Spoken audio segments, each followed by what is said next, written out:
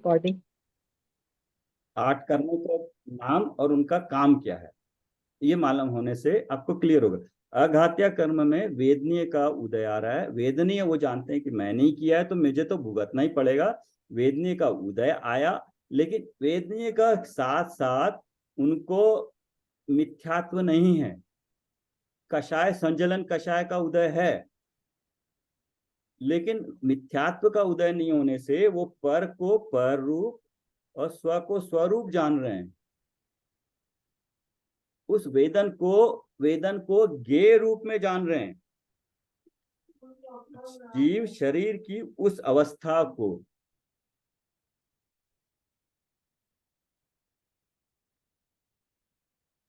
जीव शरीर की उस अवस्था को ज्ञेय रूप से जाने, उसको ज्ञेय रूप से जाने मतलब जानना है, उसमें राग आदि ना करे,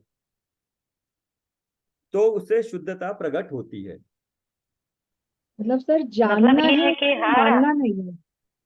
हाँ जानते तो जानेगा तो सही जीव, पर उसको मानना नहीं है क्योंकि वो पर में हो रहा है, तो अपना नहीं मानने मान। में तो उसको भी एक शुद्ध आत्मा मान सकते हैं ना, वैसे ही मानना है ना। पर बाहर ये जो भी परिचय आ रहे उसको अपना नहीं मानेंगे, उसमें राग द्वेष नहीं करेंगे, सिर्फ गे जानेंगे तो मतलब बंद नहीं। यदि हम उसको अपना मानेंगे तो फिर से बंद होगा ना।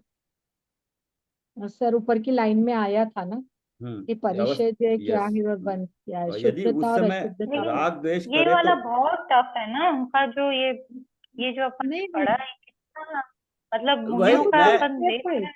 यही तो बताने की हाँ कोशिश कर रहा हूँ। टफ नहीं, आपको टफ लग रहा है, उनको जो झेल रहे हैं उनको टफ नहीं लग रहा है। हाँ, वो तो बताया था इसमें। आपको लग रहा इसलिए है क्योंकि आप ये इस कारण से टफ नहीं लग रहा है। राखी जी जैसे मैं बताना चाह रही हूँ आपको, अपन जैसे क्या है, शरीर को अपना मानते, शरीर में सर दर्द हुआ कुछ हुआ तो हमको लगता है हमें ही हो रहा है, और हम उसे राग हम्म देश सब कुछ करते हैं उसको ठीक करने की कोशिश। पर मुनिराज ने तो 100 पर का भेद कर लिया है। उनको यदि कांटा भी चुभा है तो उनको ये शरीर को मतलब वो जानने में आ रहा है उनके, पर उसको वो अपना हम्म। नहीं मान रहे हैं कि मतलब मुझे नहीं हो रहा है, पर में हो रहा है, क्योंकि शरीर को पर मान रहे हैं वो। तो लेकिन इसलिए वो और एक शरीर में शिथिलता तो आती है ना, आपको कुछ तो हो गया आप फिर इसको वही क्रिया अभी आप वह इसको कैसे चलता है। इसको इसको आप इसके आगे मत सोचिए। आप इसको अभी यहीं रहने दीजिए। आप उनकी स्थिति के बारे में मत सोचिए। आप सोचिए कि मुझे क्या करना है। वो तो झेल रहे नहीं, हैं मैं क्योंकि अपना ही सोच के बोल रही हूँ कि हाँ जैसे तो कुछ इसको होता है अब तो कैसे तो दिमाग हो जाता है इसमें पूरा। आए ना, सर ने बोला ना कि मिथ्या दृष्टि जीव परिचय जयी नहीं हाँ, होते। हम लोग नहीं नहीं हो होते सकते इसलिए। क्योंकि हम तो मिथ्या दृष्टि, हम शरीर को अपना मानते हैं। पर जो सम्यक दृष्टि जीव है जिन्होंने 100 पर का भेद कर लिया, शरीर में कुछ भी होते रहे, जितने इतने उपसर्ग आते हैं, क्यों शांत तप करते हैं, क्योंकि उन्होंने शरीर को अपना नहीं माना है। तो ये हम मुनिराजों की ही बात कर रहे हैं। आप कांटा चुभने को अपने पर ले रहे हैं, हम तो मिथ्या दृष्टि जीव हैं, हम तो परिचय जयी हो ही नहीं सकते हैं। क्योंकि जब तक हम 100 पर का जी। भेद नहीं करेंगे, जब तक हमें सब शरीर का जो कुछ भी होता है अपना ही लगता है, बट हम इसको अपना ही पढ़ा। मानते हैं। हाँ, हाँ, इसको पढ़ा। पढ़ने के बाद इसका फायदा हमें कैसे लेना है, हमें अपनी भूमिका अनुसार कैसे ढालना है, ये हम इसको कर सकते हैं कि हमकी भूमिका अनुसार तकलीफ हो रही है, तकलीफ झेल भी रहे हैं, वेदन भी हो रहा है, लेकिन अपनी श्रद्धा में क्लैरिटी होनी चाहिए कि ये कर्म का उदय है और मुझे कषाय के कारण हो रहा है, लेकिन मिथ्यात्व का मंद उदय है जिसके कारण से ज्ञान के कारण मैं जान पा रहा हूं कि ये शरीर का वेदन है, कर्म का उदय है, लेकिन मुझे त्रिकाल है, मेरा गुण का कोई कमी नहीं होती है, मेरे स्वरूप में कुछ दर्द नहीं है, मेरे स्वरूप में सुख है। ये ज्ञान इतना हमें इस वक्त का करना चाहिए। यही प्रैक्टिस और अभ्यास है इसी को। यदि फिर जीव एक बात मैं पूछना चाहती हूँ, जैसे गे में तो गेया के अर्थ तो होगा, मतलब हमारे जानने में आता है, पर मतलब हम ज्ञान की पर्याय में उसको नहीं लाए, मतलब ज्ञानाकार नहीं बनाए। नहीं, ज्ञान का काम जानना है और वो जान के रहेगा। उसको अगर आपने रोक दिया, ज्ञान को नहीं जाना, तो आपने अपने अस्तित्व को मिटा दिया, आपने पुद्गल बना दिया। नहीं जानेंगे तो सही, क्योंकि गे जो है मतलब सब कुछ जानने में तो आएगा। ये हम अपना कौन सा मतलब पर ज्ञान की पर्याय में नहीं लाए उसको, ऐसे क्या आप करें। पर्याय रोकना चाह रहे हैं। पर सर दोनों तो अपोजिट है ना सारा कुछ। नहीं, ज्ञान पर्याय जिस समय जो ज्ञान में ज्ञेय बनेगा वो निश्चित है, हम्म। और जो ज्ञान का काम जानना है, जो पर्याय में जो दिख रहा है उसको जानने में दिक्कत सर नहीं है। उसको वैसा कि वैसा माने, बस मतलब अपना वो ना माने। अपना नाम, वही तो कहा ना, गे हमारे ज्ञान में आ रहा है, झलक रहा है, लेकिन उसको अपनत्व नहीं मानना है, अपना नहीं बनाना है। ज्ञान का काम जानना है, जो वो आप ये नहीं कह सकते कि मैं ये जानूंगा ये नहीं जानूंगा, ये किस वक्त मैं अपने ज्ञान का गे क्या बनाऊंगा, ये हमारे पे नहीं है। ज्ञान का गे ज्ञान की पर्याय के अनुसार होगा, ज्ञान की पर्याय जब जैसी होनी होगी। तो उसमें ममत्व एकत्व बुद्धि ना रखें, बस यही। हाँ, यस, और थोड़ा डिफ्रेंशिएट करें उसको, मतलब यही और तो, यही हमारी तो। श्रद्धा पक्की हो, मतलब मिथ्यात्व की तरफ नहीं जाना है हमने। मतलब जो हमने कि ये मेरा नहीं, मतलब जो ये सौ पर ये बार बार। ये यही भेद विज्ञान है, यही सूक्ष्मता है, यही उपयोग की सूक्ष्मता है, यही शुद्धि की तरफ की है। ये सारे हमारे अभी ज्ञान में चल रहे हैं, लेकिन अगर ये श्रद्धा हो जाएगा तो सम्यक्त हो जाएगा। जैसे ही आपने बोला हमारा श्रद्धा का विषय हो गया, वो सम्यक्त हो गया, और सम्यक्त के वक्त आपको वेदन में डिफरेंशिएशन नहीं होगा कि अभी मैं जान रहा हूं, नहीं, बस आप तो उसका वेदन कर रहे होंगे। जब आप उससे निकलोगे तब पता चलेगा कि यस, और वेदन करते वक्त भी ज्ञान में आएगा कि ये वेदन हो रहा है मुझे, मेरे अपने, तो उस आनंद की अनुभूति अलग होगी। बट वो हम यही कह सकते हैं कि हम मिथ्या दृष्टि, सम्यक के सम्मुख मिथ्या दृष्टि, जो पंडित जी कहते हैं, टोडरमल जी, निश्चयाभासी व्यवहाराभासी के बाद सम्यक के सन्मुख मिथ्या दृष्टि, तो उस वक्त की क्रिया है। इनफैक्ट जब करण लब्धि में लास्ट मोमेंट होता है, अनिवृत्तिकरण में लास्ट मोमेंट तक मिथ्यात्व का उदय होता है। करण लब्धि में मिथ्यात्व का ही उदय होता है। जब करण लब्धि का आखिरी समय होता है, मिथ्यात्व का नाश और सम्यक का उदय, और मिथ्यात्व का बंद नहीं होता है। तो वो मिथ्यात्व का, तो सम्यक के समय में वेदन है उस तरह का, श्रद्धा का है। तो वर्ड्स के हेर फेर में जाने से क्या है, एक्चुअली फिर द्रव्यायनों की अपेक्षा उपयोग सूक्ष्म हो गया, शुद्ध उपयोग हो गया। कन्या योग बोलता है नहीं, उपयोग जाके 13वें गुण स्थान में। वो अपेक्षाएं हमें क्लियर होनी चाहिए, उस चक्कर में नहीं पड़ना चाहिए बस। यदि जीव शुद्ध अवस्था प्रकट करे तो परिचय जय कहलाए तथा संवर निर्जरा हो। परिचय हो रहा है, परिचय जय तब कहलाएगा जब उसको जीव शुद्ध अवस्था प्रकट करे, तब संवर निर्जरा भी होगी। और यदि अशुद्ध अवस्था प्रकट करे तो बंद होता है। अगर उसको उस रूप नहीं माना, परिचय को परिचय मान लिया, दर्द हो रहा है राखी जी, दर्द हो रहा है, उन्होंने उसको वेदन कर लिया, किसी और से कांटा निकलवा दिया, उनकी सारी मेहनत चली गई और वो परिचय हो गया, बंद हो गया, उनको अशुद्ध अवस्था में चले गए, मिथ्यात्व में चले गए, हो सकता है। तो क्या उन्होंने अपनी पूरी इतनी अभ्यास यहाँ तक स्टेज पे आए हैं, क्या एक समय के इस उपयोग को इस विकार में डाल के क्या वापस जाना चाहेंगे? वो नहीं जाना चाहेंगे, वो तो अपने में जाना चाहेंगे। सम्यक दृष्टि जीव ही शुद्ध अवस्था प्रकट कर सकता है। ये स्टेटमेंट भी बहुत ही समझने वाला है। सम्यक दृष्टि जीव ही शुद्ध अवस्था प्रकट कर। सम्यक दर्शन ही एक शुद्ध अवस्था है। वैसे श्रद्धा गुण की शुद्ध अवस्था है, और वो शुद्ध अवस्था मतलब आगे की जो शुद्ध अवस्था है, 5वें 6ठे 7वें गुण स्थान की अपेक्षा से शुद्ध अवस्था प्रकट कर सकता है। मिथ्या दृष्टि के शुद्ध अवस्था नहीं होती है, इसलिए उसके परिचय नहीं। परिचय जय के लिए कहा है, परिचय जय विद रिस्पेक्ट टू सम्यक दृष्टि के बाद मुनि दशा में। लेकिन हमारी भूमिका में हम थोड़ा थोड़ा अपने अपने दुख दर्द को झेलने की आदत डाल सकते हैं, कि अगर पंखा है या पानी है, किसी भी तरह की कोई वेदना हो रही है, उसको धीरे धीरे छोटे छोटे रूप में 2 मिनट के लिए 3 मिनट के लिए प्रतिज्ञा पूर्वक कि यस मैं 1 मिनट बिना इसके बैठूंगा, तो हमारे लिए वो एक परिचय जय के बराबर की भूमिका के अनुसार हमें उस अनुसार हमें फायदा होगा उसका, और एक अभ्यास में भी जाएगा। और आप मुनि दशा में जो अपरिचय हो रहा है उसकी अनुमोदना भी कर रहे हो कि यस परिचय जय ऐसे होता है। उसको हमें भी थोड़ा प्रैक्टिस में लाना पड़ेगा ना। अगर आप कल 5 मिनट गर्मी में पंखा एसी के बिना आप बैठे, आपने पास कर लिया वो 5 मिनट, तो आपको पता लगेगा कि कैसे झेलते कैसे।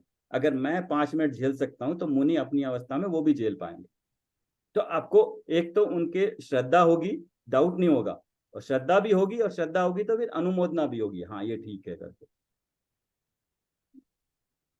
नंबर 2 पॉइंट है, सम्यक दृष्टियों के नीची अवस्था में कभी अभी पढ़ते वक्त ना आप 2 लाइन में भी पूरा तत्व निकाल सकते हैं, 1 लाइन में भी निकाल सकते हैं, 1 वर्ड में भी आप निकाल सकते हैं। बस ये हमें उसको निकालने की आना, शास्त्र पूरा कितने भी अधिक शास्त्र पढ़ो चाहे ना पढ़ो, पढ़ते रहो उपयोग के लिए, लेकिन उसमें से हमें तत्व निकालना आना चाहिए। 1 लाइन से भी, एक आत्मा से निकाल सकते हैं, सर्वज्ञ से निकाल सकते हैं, स्वपर से निकाल सकते हैं, विश्व व्यवस्था, द्रव्य से, तत्व से, किसी से भी हम निकाल सकते हैं। हमारे काम का चीज हमें निकालना आना चाहिए। सम्यक दृष्टियों के नीची अवस्था में चारित्र मिश्र भाव रूप होता है, अर्थात आंशिक शुद्धता और आंशिक अशुद्धता होती है। जितने अंश में शुद्धता होती है उतने अंश में संवर निर्जरा है और वह यथार्थ चारित्र है, और जितने अंश में अशुद्धता है उतने अंश में बंध है। ये जब मोहनीय कर्म लेते हैं तो दर्शन मोहनीय होता है, मिथ्यात्व का है, और दूसरा चारित्र। चारित्र चौथे, पांचवें, छठे, सातवें में धीरे धीरे बढ़ता है, जैसे जैसे कषाएं अनंतानुबंधी गई, अप्रत्याखान, प्रत्याखान, संचलन, उस अपेक्षा से जितनी कषाय नहीं है उसको शुद्धता कहा, और जितनी कषाय है उसको अशुद्ध दशा कहा। निर्जरा, जितना शुद्ध है उतना संवर निर्जरा है। असाता वेदने का उदय जीव के कोई विक्रिया विकार उत्पन्न नहीं करता। असाता वेदनीय का उदय जीव के, असाता वेदनीय के कारण सारे बाह्य में, शरीर में दुख मिला, बाह्य में सम्मान असम्मान या वो मिला, या फिर बाहर में कोई अज्ञान भी हुआ, या अंदर में जो भी विकार हुए, असाता वेदनीय का उदय जीव के कोई विक्रिया विकार उत्पन्न नहीं करता। तो जो दुख हुआ है वो असाता वेदनीय का उदय हुआ, उसके कारण विकार उत्पन्न नहीं होगा, वो होगा मिथ्यात्व के कारण। किसी भी कर्म का उदय, किसी भी कर्म का उदय, 8 कर्मों में से उदय शरीर तथा शब्द आदि 9 कर्म का प्रतिकूल संयोग जीव को विकार नहीं कराते। जीव को और शरीर को अलग अलग कर दिया है। जो भी करना है जीव का पुरुषार्थ करना है, वो पुरुषार्थ से या मिथ्यात्व से जो विकार होंगे सो होंगे। अगर पुरुषार्थ करता है तो वो फिर जीव उसको अपना नहीं मानेगा, बट वो जीव को नहीं कराते हैं। तो यहाँ निमित्त नैमित्तिक संबंध बताया गया। शीत और उष्ण ये दोनों शरीर के साथ संबंध रखने वाले बाह्य जड़ द्रव्यों की अवस्थाएं हैं, और दंश मशक शरीर के साथ संबंध रखने वाले जीव पुद्गल के संयोग रूप तिर्यंच आदि जीवों के निमित्त से हुई शरीर की अवस्था है। यह संयोग या शरीर की अवस्था जीव के दोष का कारण नहीं, किंतु शरीर के प्रति स्व का ममत्व भाव ही दोष का कारण है। शरीर के प्रति स्व का ममत्व भाव ही दोष का कारण। शरीर को अपना माना तो भेद विज्ञान नहीं किया तो तत्व ज्ञान नहीं हुआ, मतलब उसको पता नहीं है क्या चीज है। शरीर आदि तो परद्रव्य है, शरीर आदि, और वे जीव को विकार पैदा नहीं कर सकते, अर्थात ये परद्रव्य जीव को लाभ या हानि, गुण या दोष उत्पन्न नहीं कर सकते। यदि वे परद्रव्य जीव को कुछ करते हो तो जीव कभी मुक्त हो ही नहीं सकता, क्योंकि हर वक्त कर्म का उदय आता रहेगा और जीव उसके चक्कर में वेदन करता रहेगा। जहां पे उसने वेदन को वेदन नहीं किया, उसको पर को पर रूप जाना, वहां से उसकी शुद्धि शुरू हो गई है और कर्म का घटना शुरू हो गया, संवर निर्जरा शुरू हो गई। नाग्नि अर्थात नग्नत्व शरीर की अवस्था है। शरीर अनंत जड़ परद्रव्य का स्कंध है। एक रजकन दूसरे रजकन का कुछ नहीं कर सकते, तो रजकन जीव को कर्मकण, कर्मों का है, रज मतलब रज कर्म, जीव को कुछ नहीं कर सकते। तथापि यदि जीव विकार करे तो वह अपनी असावधानी है। यह असावधानी न होने देना सो परिशयज है। चारित्र मोह का उदय जीव को विकार नहीं करा सकता, क्योंकि वह भी परद्रव्य है। अरति अथवा द्वेष, उसमें जीवकृत दोष चारित्र गुण की अशुद्ध अवस्था है। इसमें बता रहे हैं कि मोहनीय कर्म में दर्शन मोहनीय मिथ्यात्व के कारण क्या हो रहा है, चारित्र के कारण क्या हो रहा है, और 9 कर्म में शरीर के कारण क्या हो रहा है, या किसी इन तीनों के अलावा जो चौथा पर है पर संयोग, तो दूसरे के कारण हो रहा है, दूसरे जीव के कारण हो रहा है, और ये उसके कारण अरति द्वेष वो चारित्र गुण की पर्याय। किन गुणों की अपेक्षा से क्या कह रहे हैं ये इसमें बताया गया। तो जो राग द्वेष है ये चारित्र गुण की अशुद्ध अवस्था है, और द्रव्य कर्म पुद्गल की अवस्था है। अरति के निमित्त रूप माने गए संयोग रूप कार्य यदि उपस्थित हो तो उस जीव को अरति पैदा नहीं करा सकते, क्योंकि यह तो परद्रव्य है। किंतु जब जीव स्वयं अरति करे तब चारित्र मोहनीय कर्म का विपाक उदय रूप निमित्त कहा जाता है। कर्म तो उदय में आ रहा है, लेकिन वो निमित्त बनेगा कि अगर मैं विकार करूं तो वो निमित्त हुआ, और अगर मैं विकार नहीं करूं तो मैंने पुरुषार्थ किया तो वो निमित्त भी नहीं बना। यही नियम स्त्री, निषद्या, आक्रोश, याचना और सत्कार पुरुष, इन 5 परिचयों में भी लागू होता है। जहां प्रज्ञा परिचय कहीं, वहां ऐसा समझना कि प्रज्ञा तो ज्ञान की दशा है, वह कोई दोष का कारण नहीं, किंतु जब जीव के ज्ञान का अपूर्ण विकास हो तब ज्ञानावर्णीय का उदय भी होता है। ये जैसे मैं ये बता रहे हैं ना, ज्ञान, दर्शन और वीर्य, ये हमारे गुण की ही अपूर्णता है, दोष नहीं है, ये मिथ्यात्व दोष है। लेकिन ज्ञान, दर्शन, वीर्य हमारे गुण का ही जितना होना चाहिए 100% पूरा दिखना चाहिए, उसकी बजाय 10% दिख रहा है। तो जो दिखना है वो दोष नहीं हो सकता है, वो हमारे ज्ञान गुण की कमी है। प्रज्ञा तो ज्ञान की दशा है, वह कोई दोष का कारण नहीं है, किंतु जब जीव के ज्ञान का अपूर्ण विकास हो, एक तो अपूर्ण विकास हुआ और ज्ञानावर्णीय कर्म का उदय हो, जीव का दशा और कर्म का उदय, उस समय यदि जीव मोह में युक्त हो, तीसरा और कारण लगा दिया, एक तो जीव का पुरुषार्थ, दूसरा ज्ञानावर्णीय कर्म का उदय, और तीसरा मोह का उदय। मोह में युक्त हो तो जीव स्वयं के कारण से विकार होता है। इसलिए यह प्रज्ञा का अर्थ मात्र ज्ञान न करके ज्ञान में होने वाला मद ऐसा करना, यहाँ प्रज्ञा शब्द का उपचार से प्रयोग किया गया, किंतु निश्चयार्थ में प्रयोग नहीं है ऐसे समझना। दूसरी परिचय के संबंध में कही गई समस्त बातें यहाँ भी लागू होती है। प्रज्ञा का अर्थ मात्र ज्ञान न करके ज्ञान में होने वाला मद ऐसा करना। ज्ञान की अनुपस्थिति, गैर मौजूदगी का नाम अज्ञान है। यह ज्ञान की अनुपस्थिति किसी बंध का कारण नहीं है। मतलब जितना ज्ञान है वो तो अपना है, लेकिन जो ज्ञान नहीं है वो भी अनुपस्थिति भी बंध का कारण नहीं है वो। किंतु यदि जीव उस अनुपस्थिति को निमित्त बनाकर मोह करे तो जीव में विकार होता है। मतलब जितना हमें ज्ञान है, उस ज्ञान को हम ज्ञान रूप न समझ के उसमें अगर मोह मिल जाएगा तो हमारा अज्ञान उस अपेक्षा से अज्ञान कहला रहा है। मोह करे तो जीव में विकार होता है। अज्ञान तो ज्ञानावर्णीय कर्म के उदय की उपस्थिति बतलाता है। परद्रव्य बंध के कारण नहीं है, किंतु स्व के दोष अपराध बंध का कारण है। जीव जितना राग द्वेष करता है उतना बंध होता है। सम्यक दृष्टि के मिथ्यात्व मोह नहीं होता है, सम्यक दृष्टि के मिथ्यात्व का मोह नहीं होता है, किंतु चारित्र की अस्थिरता से राग द्वेष होता है। क्योंकि मिनिमम 7वें गुणस्थान में है तो कम से कम क्षायक्षमिक सम्यक दृष्टि तो है ही है। क्षायिक भी हो सकते हैं, लेकिन क्षायक्षमिक सम्यक दृष्टि तो 7वें गुणस्थान तक होते हैं।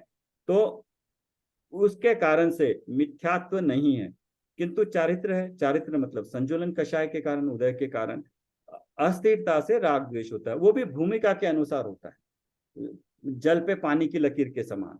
जितने अंश में राग दूर करे उतने अंश में परिचय जय कहलाता है। अलाभ और अदर्शन परिचय में भी उपरोक्त प्रमाणानुसार अर्थ समझना। अंतर मात्र इतना है कि अदर्शन या दर्शन मोहनी की मौजूदगी बतलाता है और अलाभ अंतराय कर्म की उपस्थिति बतलाता है। जो ज्ञान में लगाया था वही दर्शन में लगाना है। अज्ञान, अदर्शन और अलाभ, ये तीनों जितना नहीं मिल रहा है, जितना हमारे उदय में जितना उघाड़ नहीं है, वो उतनी कमी है। कर्म का उदय, अदर्शन का अलाभ, यह कोई बंध का कारण नहीं है। तो वो तो हम वैसे भी जानते हैं, 8 कर्मों में से 7 कर्म बंध का कारण नहीं है।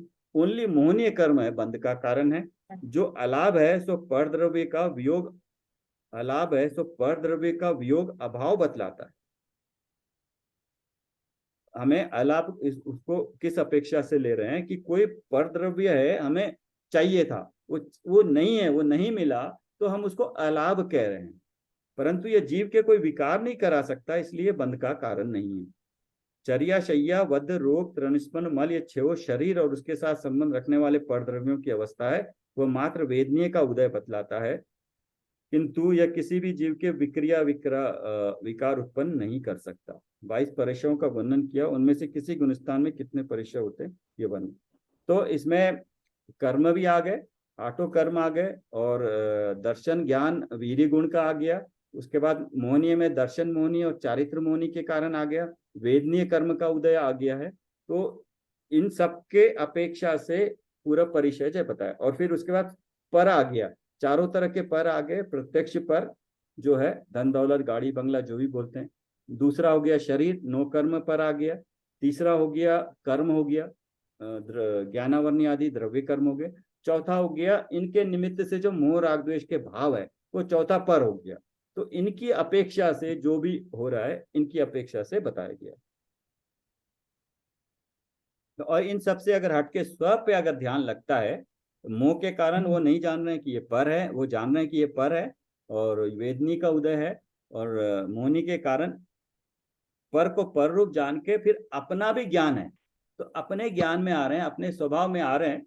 तो वैसे भी वेदन उपयोग अगर वहां से हटके अपने में आ जाए तो वो वेदन वेदन नहीं रहेगा। ज्ञान में आएगा लेकिन वेदन नहीं होगा।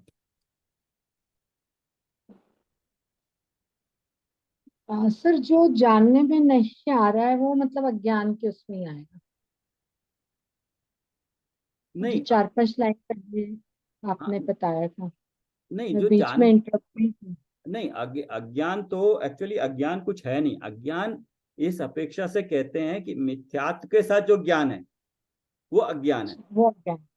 जब जब तक मिथ्यात्व है, मतलब अगर अगर हम अभी तत्व ज्ञान प्राप्त कर रहे हैं लेकिन अगर मिथ्यात्व है तो भी टेक्निकली ये हमें अज्ञान कहलाएगा, अज्ञान कहलाएगा। लेकिन जैसे ही अभी ये ज्ञान है, अगले मोमेंट में हमें सम्यक हो गया तो यही ज्ञान सम्यक ज्ञान कहलाएगा। तो ज्ञान ही है, लेकिन किस अपेक्षा से ज्ञान कहा जा रहा है उसको अज्ञान या ज्ञान कहा जा रहा है। और क्लियरली बताया कि ज्ञान का जितना उदय है, जितना उघाड़ है, वो बंध का कारण नहीं हो सकता। बंध का कारण ओनली मोहनी कर्म मेन है। उसके बाद मोहनी जाने के बाद चारित्र मोह में शुद्धता अशुद्धता दोनों लगी रहती है।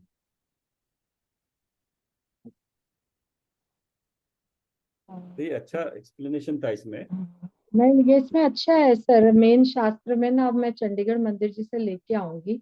यहाँ तो कल मिला नहीं मुझे पंचकुला मंदिर जी में।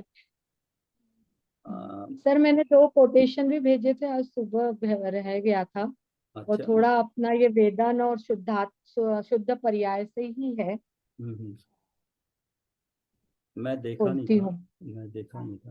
नहीं, जस्ट अच्छा अभी भेजा है मैंने। अच्छा। हाँ हाँ, यस यस।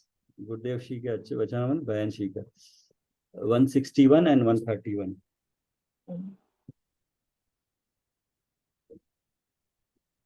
पढ़ूं क्या सर मैं? हाँ पढ़िए, आप पढ़िए, आप थोड़ा ट्राई करिए इसको एक्सप्लेन करने का, आप कोशिश करिए।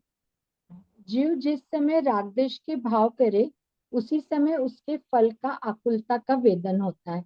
इसलिए कर्तापना और भोक्तापना दोनों एक साथ ही है।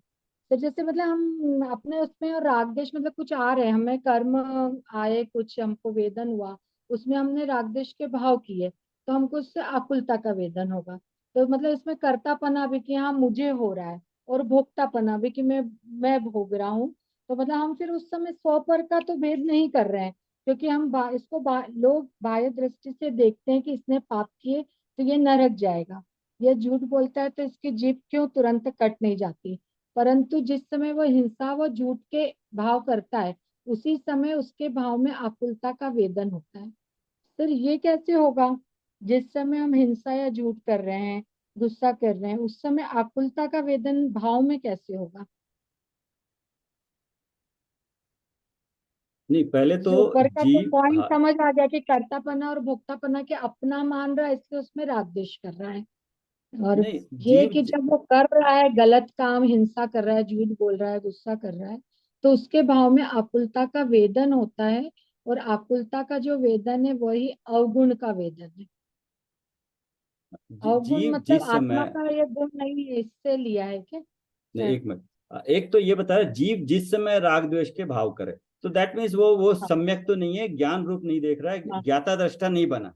तो वो हाँ, जैसे ही कर्तापना वो, और भोक्तापना। हाँ, जैसे ही ज्ञाता दृष्टा से अलग हुआ तो राग द्वेष तो करेगा ही, और राग द्वेष करेगा तो उसके फल के अनुसार उसका वेदन उसको होगा। कि कांटा मुझे चुभ रहा है, ये वेदन उसको होगा, लेकिन क्योंकि वो राग द्वेष कर रहा है, उसको ज्ञान नहीं है, तो आकुलता का वेदन होता है। इसलिए जैसे ही वो विशुद्धता की ओर गए, सारे उसपे विशुद्धता के लगा लीजिए, वेदन भी है, आकुलता भी है, कर्तापना भी है, भोक्तापना भी है, और शरीर को भी अपना माना है, तो एकत्व ममत्व भी हो जाएगा उसमें। लोग बाह्य दृष्टि से देखते हैं कितने पाप किए, तो ये नरक कब जाएगा, तो ये तो बाह्य दृष्टि हो गई है, उसके अपने हिसाब से। कर्म तो सारे ही बांधता है, गति गति तो हर गति अंतर्मुख से सारी गतियां बनती रहती है, लेकिन आयु जो है, आयु एक पर्टिकुलर समय में बनती है।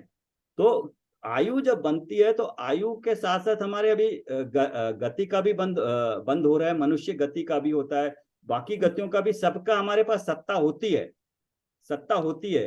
तो अभी जब मनुष्य पर्याय में वो मनुष्य गति का उदय होता है, लेकिन बनते वक्त चारों बनती है। तो अबे कोई बोलेगा कि ये अभी पाप अभी किया तो अभी क्यों नहीं जाना चाहिए, या अभी पाप किया तो नरक जाएगा, ये तो उसके अपने कर्म के उदय और किस तरह की आयु कब बांधी है उसके अनुसार से उसका अगला भव आएगा। ये झूठ बोलता है तो उसकी जीभ क्यों तुरंत नहीं कट जाती, तो वो तो उसका अपना कर्म का उदय है, पुराने कर्म का उदय हो रहा है, अच्छा मिल रहा है, लेकिन अभी जो परिणाम खोटे कर रहा है, इसका परिणाम जब उदय में आएगा तब होएगा। तो तुरंत उसका क्योंकि 70 कोड़ा कोड़ी सागर भी नहीं माने, एवरेज जब प्रायोगिक लब्धि में आता है जी, तो अंत कोड़ा कोड़ी सागर होता है, तो एक कोड़ा कोड़ी सागर तो प्रायोगिक लब्धि में भी बंधता ही है, तो उससे ऊपर 2 4 या 8 10 कोड़ा कोड़ी सागर तो हमारे पड़े हुए हैं, कर्म पड़े हुए हैं। और उस 10 कोड़ा कोड़ी सागर में कौन सी गति कब आएगी, उसका जब स्थिति उस उदय में आएगी तब आएगा ना। तो अभी जो किया इमीडिएटली वो उसकी स्थिति तो बंदी 10 कोड़ा कोड़ी सागर तक, तो इस समय से लेके अगले समय तक, तो वो जब उदय में आना है तब उदय में आएगी, इमीडिएटली आएगी। ये तो वो तो कौन से 13वें गुणस्थान में हो गया, जो उनको जैसे ही अभी कर्म बंधा और वो उदय में निकल गया, तो वो स्थिति तो नहीं आएगी। तो ये है, अपने समय से स्थिति जब आना होगा उदय में आएगी, अभी के कर्म के हिसाब से इमीडिएटली उदय में नहीं आ सकती है। परंतु भाई, जिस समय वह हिंसा तथा झूठ आदि के भाव करता है, उसी समय, हाँ, हिंसा तथा झूठ आदि भाव, उसी समय उसके भाव में आकुलता का वेदन होता है। आकुलता का वेदन है, अवगुण का ही वेदन है, क्योंकि उसको स्वपर का या तत्व का ज्ञान नहीं है, हिंसा झूठ के भाव कर रहा है। तो मतलब हिंसा कर रहा है तो उस समय उसको, मतलब कषाय करते वक्त कषाय के ही भाव होंगे ना। और जब कषाय कर रहा है तो कषाय में तो वेदन होगा, आकुलता ही होगी ना। जब तक सम्यक तो या ज्ञान नहीं है तब तक उसके अंदर में सुख का अनुभव नहीं होगा, अनाकुलता नहीं होगी। तो उस चाहे झूठ बोले, चाहे हिंसा करे, चाहे ना करे, लेकिन उस वक्त उसको उस भूमिका के अनुसार आकुलता तो प्रति समय होती रहेगी, क्योंकि कषाय कषाय हो रही है प्रति समय, भूमिका के अनुसार, कषाय की मंदता तीव्रता के अनुसार, और कषाय के उदय के अनुसार, और कषाय करते हुए भी आकुलता का वेदन होता ही है, वह अवगुण का ही वेदन है।